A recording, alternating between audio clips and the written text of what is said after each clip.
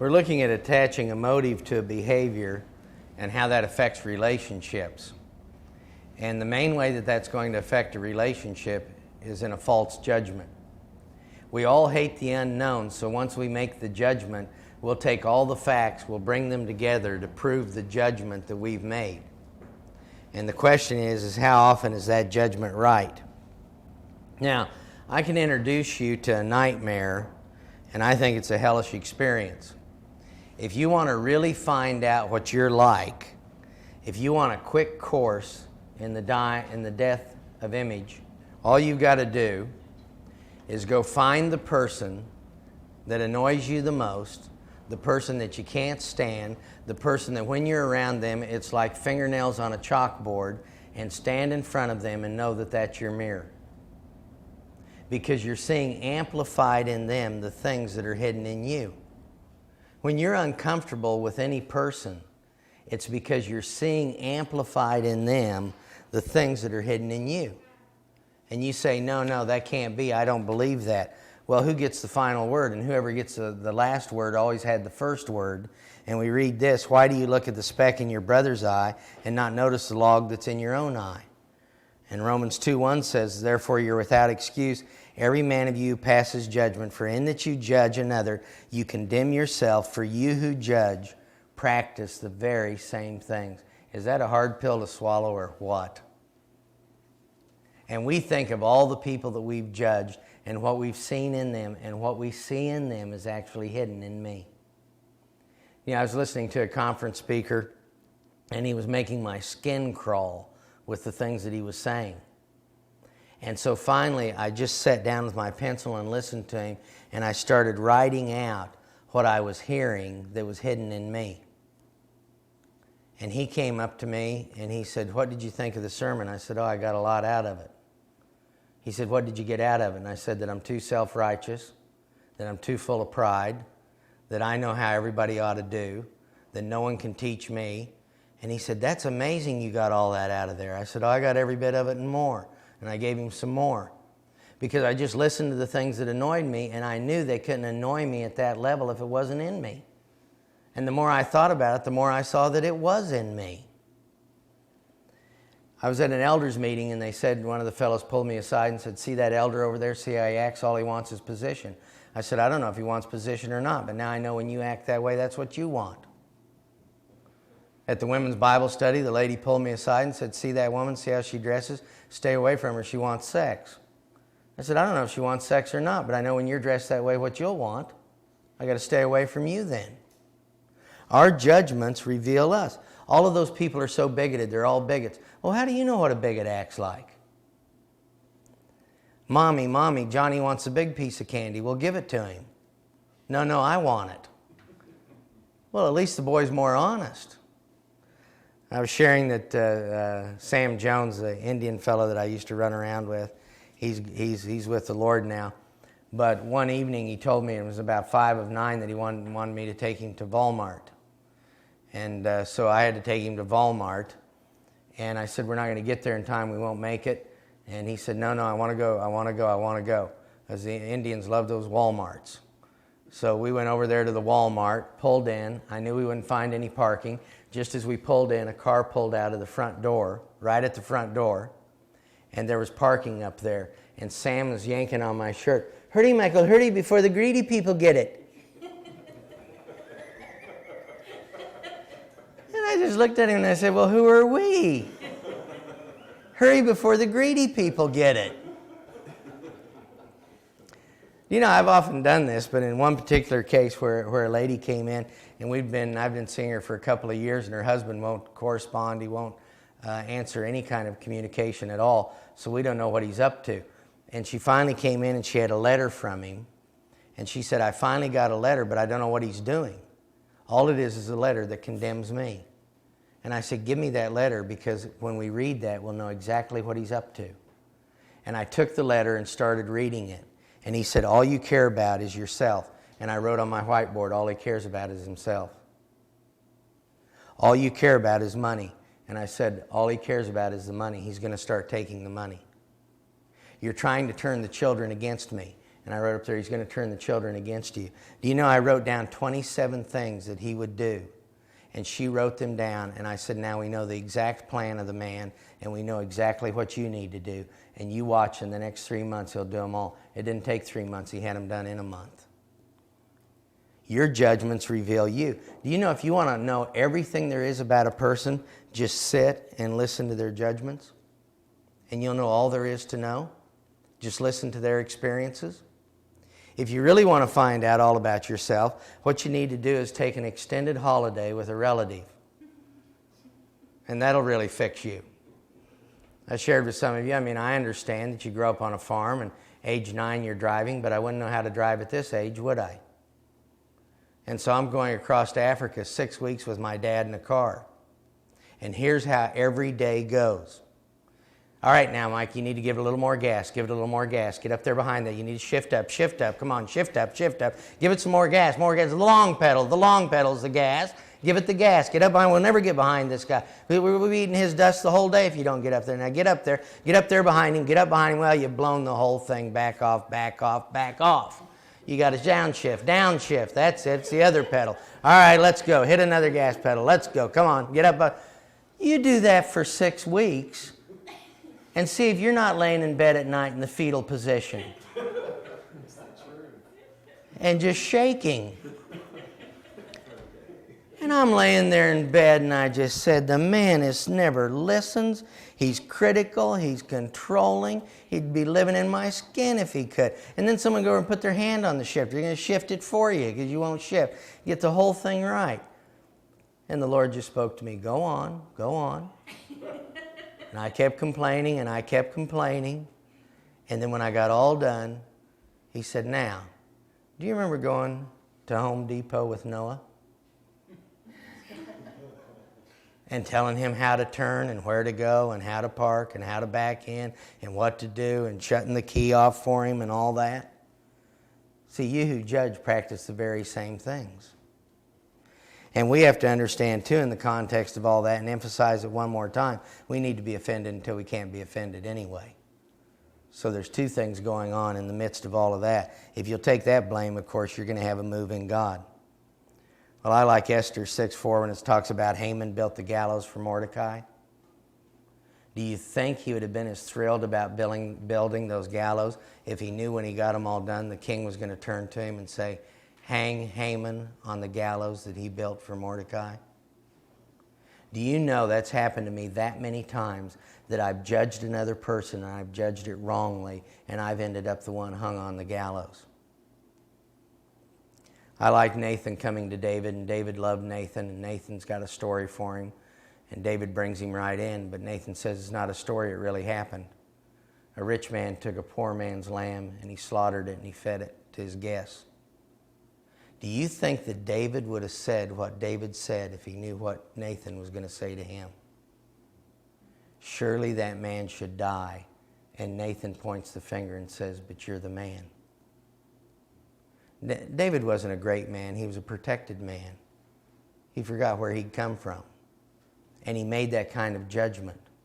And if I'm doing better than someone else, it's not because I'm a great man. It's because I'm a protected man.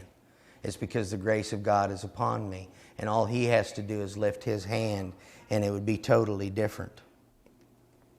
Do you know I found this out, that when you judge, you're throwing dirt at someone. And if you throw enough dirt, before you know it, you're in a hole that you can't get out. And at some point, we got to stop digging.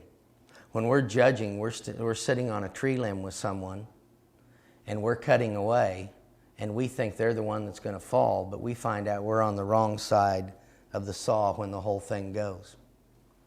I'm telling you, this has made my life the most miserable, is my judgments. I don't know you. I don't know anyone in this room. And one of the things that I settled in all of this, in coming to the end of judgment, is this, that I was going to live like Paul lives and know no man according to the flesh. I don't want to know your flesh. Have you noticed that how when someone dies, they get sainted? Now, how can that be? And I had to laugh. We were at a funeral with a fellow that my father and I knew. The fellow was an alcoholic his whole life. He was a complete mess. And at the funeral, you would have thought that Gandhi died.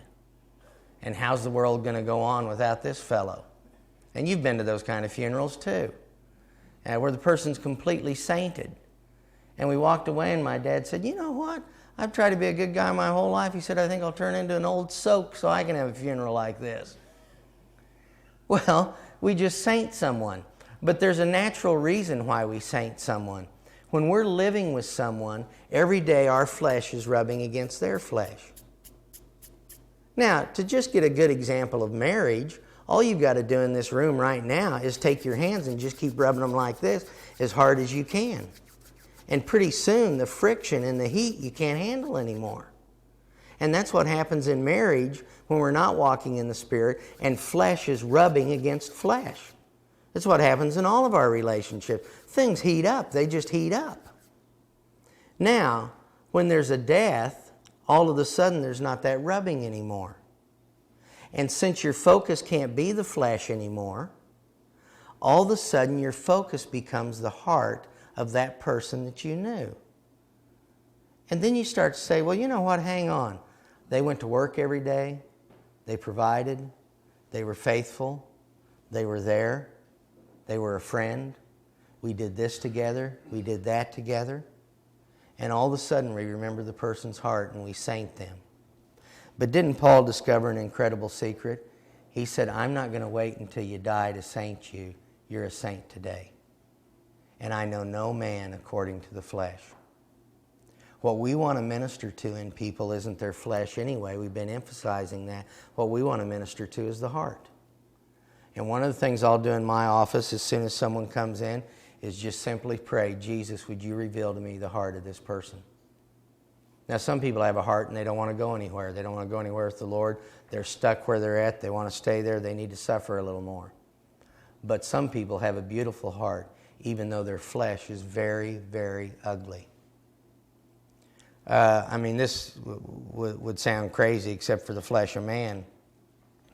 But there was one fella who came into the office, and another fella had sent him to me. He was a male prostitute in downtown Denver, and he was hooked on some kind of burn medication, the stuff they give burn victims.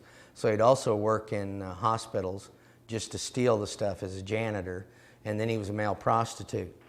But the 10 years before that, he was a pastor. And he came in so broken, and I looked at him, and immediately I could see his heart and not his flesh. And I just said to him, you know, the Lord is going to break through for you today, and you're going to be able to move on. And the Lord broke through because of his heart.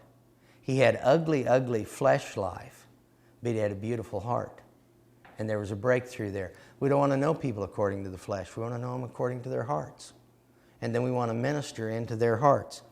Our judgments made out of our humanity, out of us playing God, out of us in our self-life, is never, ever right. A couple of stories I'll tell you about that is in New Zealand I was speaking. And of course, I finished up the morning sessions, and a lady comes straight up with all kinds of rebukes. And she was really upset over the things I was saying, that our acceptance was based in Christ, not in our behavior. And I looked at her and said, do you have children? She said, well, I have 5. And I said, have any of them ever done anything you didn't like? And she said, well, 2 of them have gotten divorces. And I said, well, then would you please give the inheritance you were going to give to them to me, because I haven't had one. And I must be better than them then. And she said, well, why would I give you the inheritance? And I said, because I'm better than them. You just said the thing that disappointed you the most was their divorces, and I haven't had a divorce, so why wouldn't the inheritance come to me? She said, well, it wouldn't come to you because you're not my child. And I said, that's my whole point. The inheritance comes to you because you are a child of God, not because of your behavior. Well, she just turned around and stomped off. I come back later on for the afternoon sessions. The place is full. The woman comes in 10 minutes late, gets a chair and brings it halfway down the aisle and sits there in front of me with that bless me if you can look and just stares. Do you know it's hard to lecture with somebody like that? Because you're talking along and every time you look up, they're staring at you. So you go over here and you look at them, they're staring there. And she's just staring the whole time at me. And in the back of my mind, I'm thinking, why do you even come to this thing? I mean, the thing we teach in Christianity, and it's only in Christian writings, is the word freedom. It's not in any other religious writing. We teach freedom. You don't have to be here. Why would you come here? You don't agree with me? What are you doing here? Well, anyway, we have a couple of sessions, and the break comes, and here she comes stomping to the front. She leans on the pulpit, and she said, "This is the most fantastic thing I ever heard. It soaked in when I'd left after we talked. I can see that He accepts me not because of what I do, but because of Christ." She said, "I came flying back here, didn't want to miss a single word that you said. That's why I got the chair and sat in the middle of the aisle, because I wanted to hang on to everything you've said. I want to get a book for all of the kids. I want to get the tapes. I want to get the whole thing." She said, "I don't want to miss a thing. I just don't want to miss any of it." Well, how well did I do on that judgment? My friend was telling me about being when he was in Australia, and he was preaching to a big group, and he got to the point where he was making his final point. Everybody was focused on him, and a woman got up, made everybody stand up, and she went out. Then she came back, and it interrupted the whole flow when she left. But then she comes back with a newspaper, opening it like this as she walks.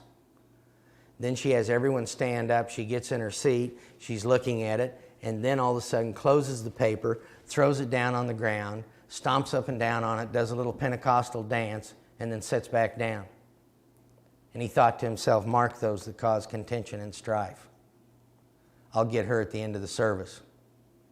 So before he can get her at the end of the service, a fellow said to him, "Did you see the woman get up, go out, and come back?" He said, "Yeah." He said, "Praise God."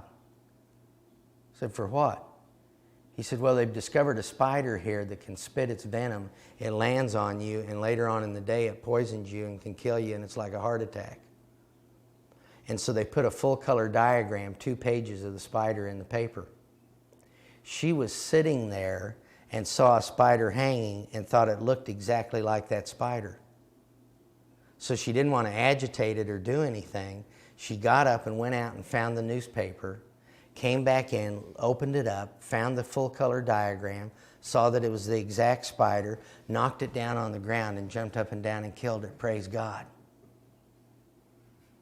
When you judge, you get it wrong. I had a great experience one time in Brazil, and I was up in the Northeast and staying with a pastor, and the pastor took me over to his house. And those of you that have been to Brazil, you know, you nearly go into lockup there. You leave the criminals outside, and then you lock yourself up at night. And all of these houses have big, how tall are those walls around some of those things? 14 feet? Yeah, with glass on the top and barbed wire and all this. You just go into lockup every night. And so he took me up to my room where I was resting. We went through lockup, and we're locked down, and I'm on the second floor looking out, and here's all these other houses that have the big walls around them and the glass. And then here's a big, big tent, about the size of this building, maybe a little bit bigger than this whole building here. But it doesn't have a wall around it, just a tent in a field.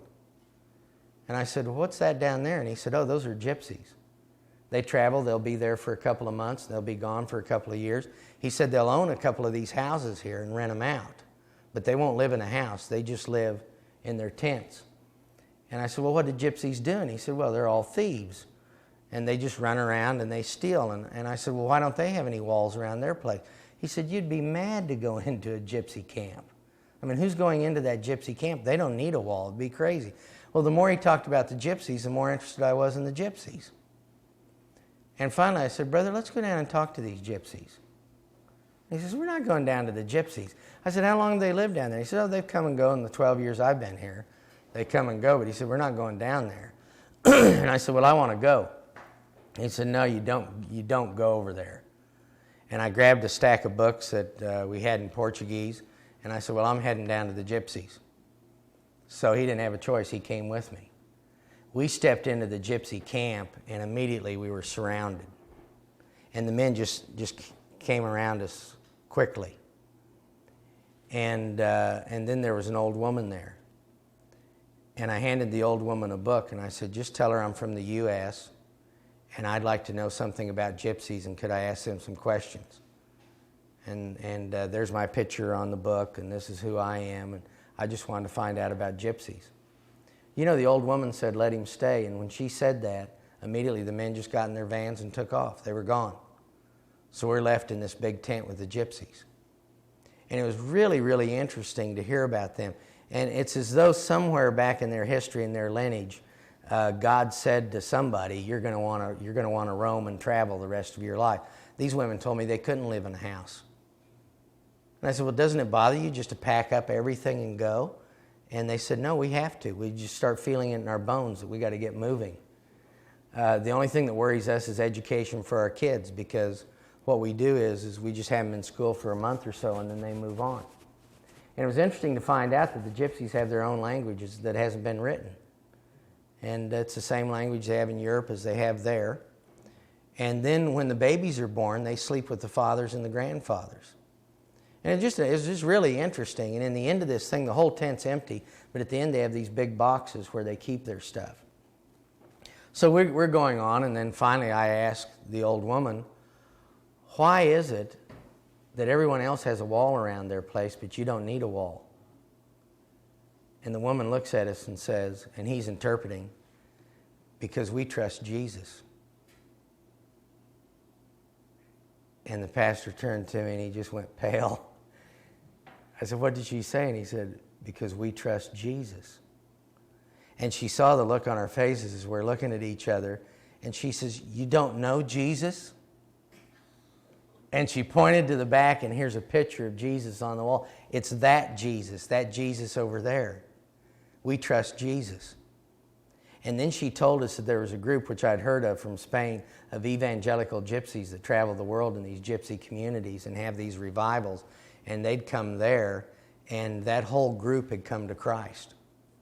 And she said, we'll be having a convention every year, and you're invited to come to our gypsy convention anytime you want to come, and you can speak. And so we went over and got them a case of books and gave them that, and then also sent them a bunch of home study material for their kids so they could do that kind of homeschooling material, that they could do that. But do you know, when we left, the woman started weeping.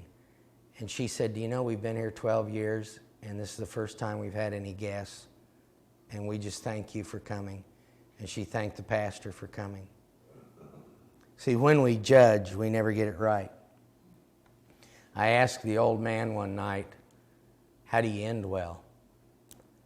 Because I want to end well, not just begin well. When you're young in the Lord, the old people will say to you, it's just good to see someone your age that loves Jesus. But you know what? The older you get, it's just good seeing someone old that loves Jesus, isn't it? And I don't want to just begin well, I want to end well. And so I asked the old man, how do you end well? And it's about midnight and we're ready to go to bed.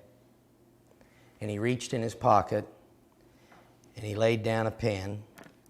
And then he reached in his pocket and he got another pen. And he said, who's holding this pen? And I said, you are. Whose power is it? It's yours. Whose strength is it? It's yours. Well, who gets the glory? I said, well, you do. And he said, well, listen to the pen. It can talk. And I didn't know he could throw his voice. But the old man could throw his voice. It's midnight. Why not listen? So you put down your ear, and the pen's actually talking. And it's talking to the one that's fallen.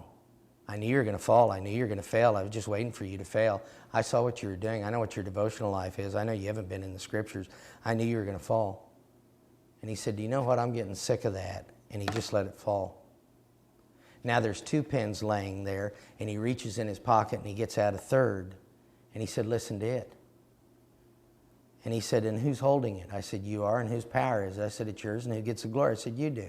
But he said, listen to this one too. I knew you were going to fall. I knew what was happening. I've been watching your children. I've been seeing you. I know what you're doing. I've just been waiting for you. And then he said, I'm getting tired of that. And he let it fall. And he said, do you know, Mike, the reason people begin well and they don't end well is they forget who it is that's holding them. It's his power, it's his glory, it's his strength, it's everything he's doing.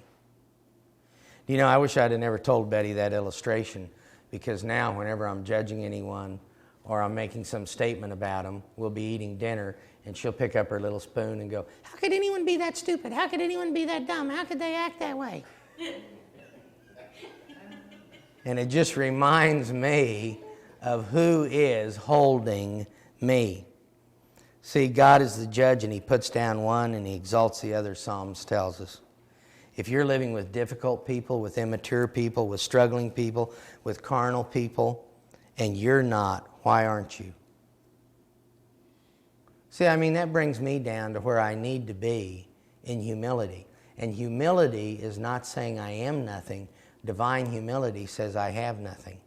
I only have what He's giving to me. Jesus was divine humility. It'll bring you down to that place of humility, because all He's got to do is lift His hand, and you're just as bad. Your self-life and your flesh expressions are not any better than anyone else's. And He can lift it, and you can go that quick. We had an interesting thing. Ray was talking about this in Ukraine. And a pastor came up to us at the break, and he goes, I got to tell you something. I'm from a very, very legalistic background. And we had a visiting pastor in, and the visiting pastor started with a story about how he accidentally went into the women's bathroom, and everyone was laughing and laughing. But I knew he just made the story up. So when the sermon was over, I called him in with the elders and said, you made that story up. And it's a stupid story. And the fellow confessed and said, I did make the story up. It was just a crowd breaker I was using just to get people relaxed and laughing, and did make the story up. And he said, well, then you'll never preach in any of our churches again because you're a deceiver. And he said, right there we disfellowshipped, and he was cut out of the whole district. He said, do you know that a year later I was invited to speak in a church? And he said that was the stupidest story I'd ever heard. And I stood up in the church and I started to give my sermon, and instead I told that story. And everyone started laughing, and it was a big crowd breaker and all that. And he said, do you know at the end of the service, the pastor and the elders pulled me in and said, that never happened. You made that story up, and I can't preach over there anymore. He said, it's true. When you judge, it comes back on you. It falls back on your head. I would never say I wouldn't have an affair. Do I think that I'm better than Jesus? He never said that He wouldn't do something. He remained dependent on God all the time. Now, when you look at the thing of judgment, it doesn't do you any good to go into depression whenever God brings a revelation of something you've been doing that's wrong. Depression's not going to help you. That's more self-centeredness. That's more pride. That's more you getting upset with your own humanity. So the whole point in what I'm saying about judgment isn't to drive you down into a pit. You don't want to be like Elijah.